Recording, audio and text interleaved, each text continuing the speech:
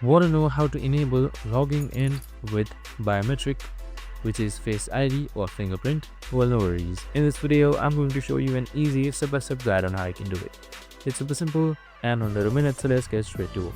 Now, first things first, just simply open up your Best Buy application. So we have also created a video on how to install Best Buy and how to use it, so make sure to watch it. It's on our channel.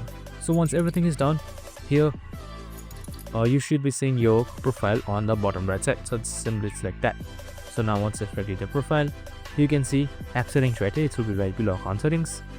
And now once you've created app settings, here you should be seeing authentication right here on top.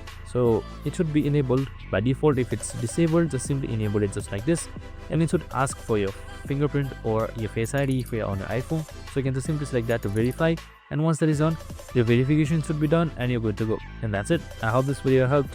If it did, make sure to like, subscribe and tune in with us for more of these videos. See you in the next one.